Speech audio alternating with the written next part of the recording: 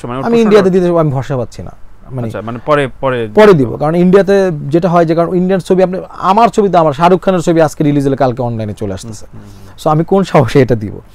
So যখন ইন্ডিয়াতে release হয়েছে তখন অলরেডি এটা সবার মোবাইলে দেখা, তারপরেও রিলিজ দিছি, বাট তাও কিন্তু খারাপ হয় নাই। মানে যেটা হয়েছে এমন না যে আপনার ডিজাস্টার হয়েছে, আমাদের প্রফিট আসছে এখান থেকে। দেশের যতগুলো ভালো সিনেমা মানে ফটোগ্রাফার আছে তারা সবাই আসলে বিজ্ঞাপন করে, এইটা ওনাদের জন্য প্লাস পয়েন্ট, এইটা ওনাদের জন্য মাইনাস পয়েন্ট। মাইনাস পয়েন্ট এই কারণে আমি বলবো যে বিজ্ঞাপনে অনেক বেশি গ্ল্যামারটাকে অনেক বেশি প্রায়োরিটি দেওয়া হয়।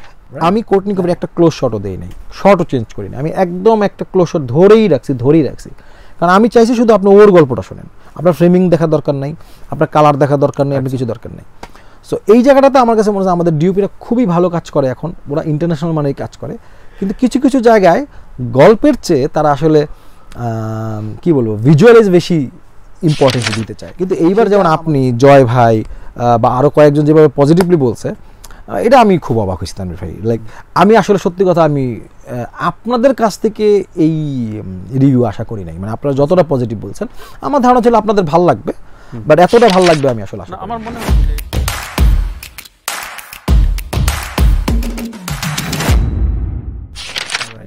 প্রিয়তমা বারবার বলা হয়, কয়েকজন বলেওছে প্রিয়তমাটা বর্ডারের ওপারে ফেল করেছে কলকাতায়, বা কলকাতা কেন ফেল করবে না? কলকাতা আমি যখন রিলিজ করি দুটোই ফেল না, কলকাতা আমি সুরঙ্গের কথা জানি না, কলকাতা আমি যখন রিলিজ করি তখন অলরেডি ছবি এইটা আপনার ওটিটিতে আছে এবং এটা পাইরেসি হয়েছে অন্তত 10টা ওয়েবসাইট আছে যে থাকবে যেখানে আপনি ছবিটা পাবেন।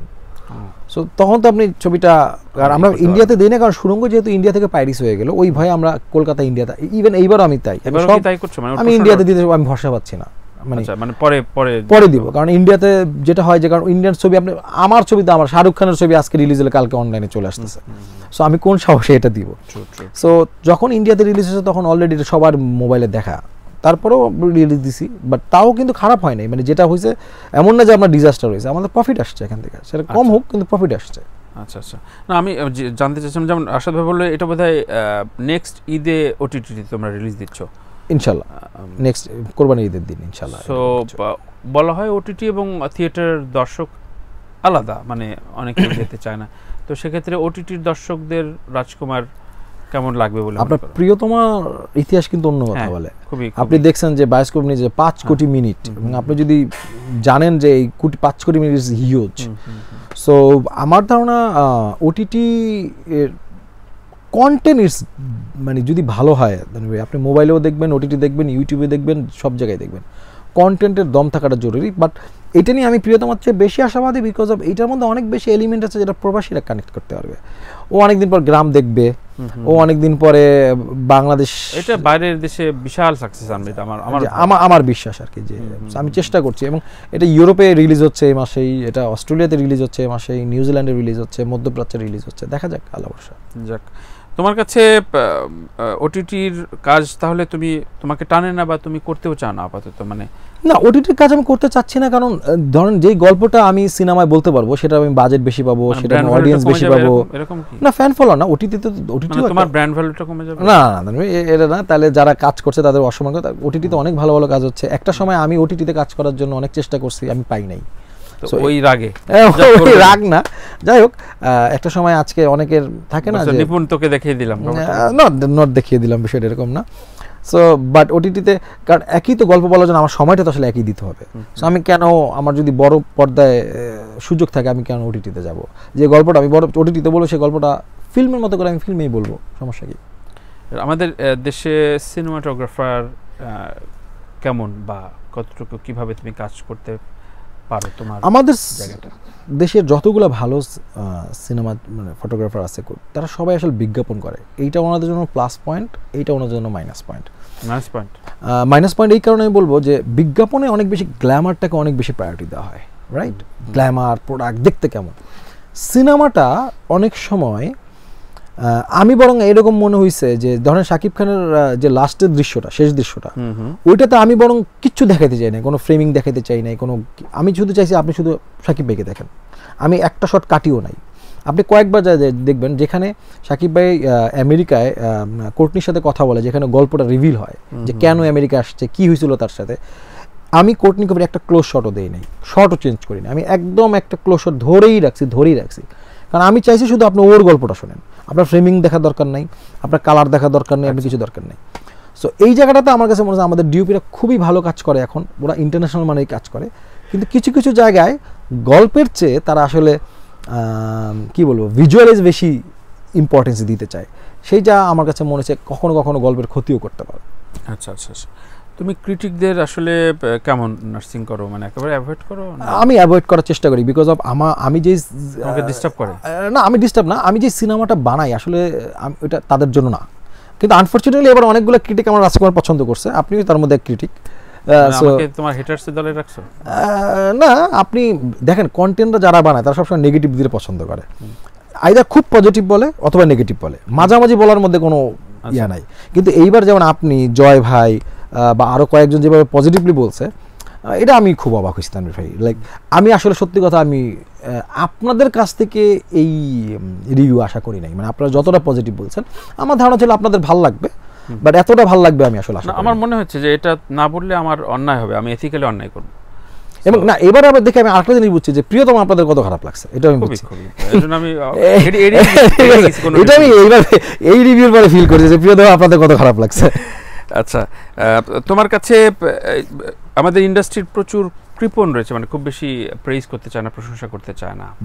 কারণ চঞ্চল ভাই আমার সাথে বলছে, আমি বারবার অনেক উদাহরণটা দিই যে মনপুরার 6 থেকে 7 মাস নাকি কোনো আর্টিস্ট তাকে ফোন দেয়নি, ভালো লাগছে মন্দ লাগছে কিছু বলেনি। আমাদের এই কৃপণ ইন্ডাস্ট্রিতে কেমন মানে রেসপন্স পাইলা? এটা রেসপন্স আলহামদুলিল্লাহ ভালো, বাট না পাইলে কি যায় আসে তানভীর ভাই, মানে আমি সবসময় আমার একটা ঈর্ষায় জ্বলতেছে সবাই, মোটা অনেকে না, সবাই জ্বলছে না, কেউ কেউ হতে জ্বলছে, কিন্তু আমি একটা জিনিসটা খুব সহজে সাকিব ভাইয়ের কাছ থেকে বুঝে গেছি, সেটা হচ্ছে আপনি যে কাজটা যাদের জন্য করছেন আপনি শুধু তাদের নিয়ে চিন্তা করবেন, বাকিদের নিয়ে ভাবার কিছু নাই। সাংবাদিক কি বললো, ক্রিটিক্স কি বললো, কলিগ কি বললো, ইন্ডাস্ট্রির হল মালিক কি বললো, ফরগেট ইট। আপনি বানাচ্ছেন কার জন্য? দর্শকের জন্য, অনলি দর্শক চিন্তা করেন। আচ্ছা, এবং দ্যাটস ইট। আমাকে সিনেমা রিলিজের আগে মানে একটা তো তুলোধুনা চলে গেল মনে করেন, যে মানে একটা টপিক হয়ে গেল আমি মনে করেন।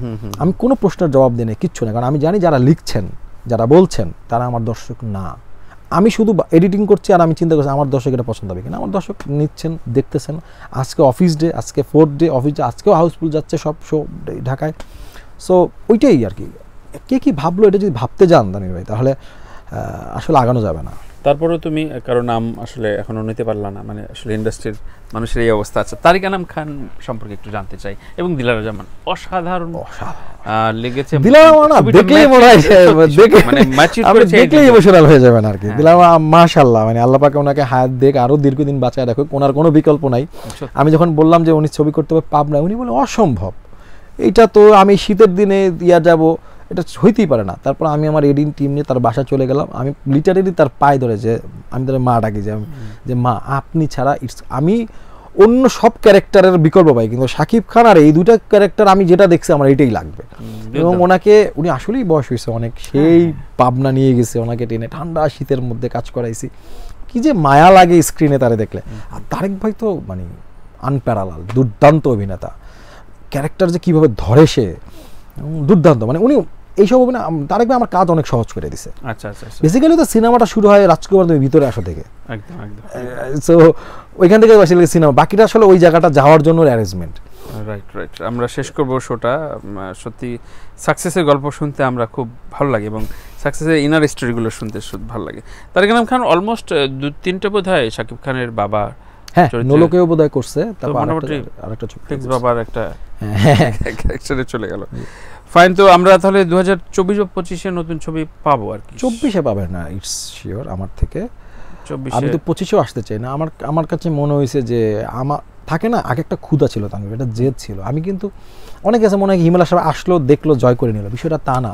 আমি ফার্স্ট কাজ করি হচ্ছে 2008 সালে, এবং সেটা খুব রাগের বসে, জিদের বসে, কোনো একদিন বলবো আপনাদের অন্য শো।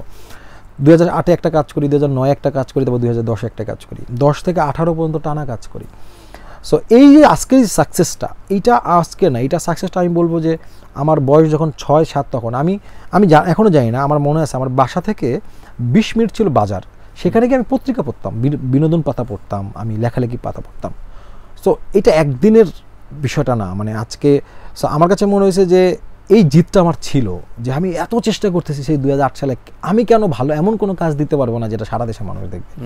সেই জিতটা আমার পূরণ হয়েছে, আমি আলহামদুলিল্লাহ আই গট ইট নাও। আমার মনে হয় টেক টাইম, রিল্যাক্স, কি করা যায়, কি করবা, তাড়াহুড়া নাই। ফাইন, লাস্ট এন্ড ফাইনাল তোমার ওয়াইফের ক্রিটিক বলো রাজকুমার নিয়ে কি বললো? সে আপনার মতোই, হ্যাঁ আগে বলছে প্রিয়তমা তার ভালো লাগছে, কিন্তু রাজকুমার দেখার পর আমি বুঝছি যে প্রিয়তমা সে আসলে ভাল লাগে নাই।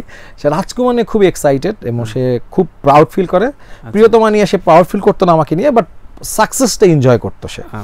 এবং বাবা মা এনজয় করে আসলে। আমার দেখেন মানে ধর্মীয় জায়গা থেকে তো একটা বেয়ারিং আছে আমাদের, হ্যাঁ। সো ওই জায়গা থেকে কিন্তু আব্বু এনজয় করে, আমার বাবা মা এনজয় করে। এবং সে মাঝখানে আমার নিয়ে যখন খুব খারাপ স্ট্যাটাস দেয় 2-3টা আমাকে পাঠাইতো, আচ্ছা ওর সাথে কি তোমার কোনো ঝামেলা আছে, তাহলে মিটাই ফেলো। এখন আমি তো আব্বুকে বুঝাইতে পারি না যে আসলে ও একটা কন্টেন্ট বানাইছে, ওই কন্টেন্টে তো যেটা হয় যে বাবা মা তো খুব কষ্ট পাইতো আর কি, but they are enjoying. Success পর এক্সট্রা খোঁজ দিচ্ছে না তোমার? না মানে এক্সট্রা খোঁজ দিচ্ছে না, বাট বলতে পারো নির্ভয়। না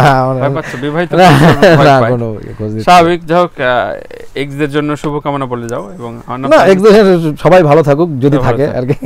right right, thank you Himel. Thank you Tanvir ভাই। আমি আমার লাস্ট ও শোর পরে আমি ভাবছিলাম আপনার সাথে আমি আসবো না, কারণ আপনি একটা প্যাচা লাগাইছেন আমার সাথে, মামুন ভাইয়ের সাথে, কিন্তু আপনি এত সুন্দর একটা রিভিউ দিয়েছেন, আমার মনে হচ্ছে না যাওয়া উচিত এবং কিছু প্রশ্নের উত্তর দেওয়া উচিত। বিং অনেস্ট, আমি বলেছি এবং প্রিয়তমার সময় বলেছিলাম যে প্রিয়তমা পরে আমি একটু দেখতে চাই ইয়ের কাজ, অবশ্যই আমি সেটা বলবো। এবং মনে হয়েছে যে এই ছবিটা নিয়ে বলা উচিত, নাহলে আমি নিজের কাছ থেকে সৎ থাকবো না।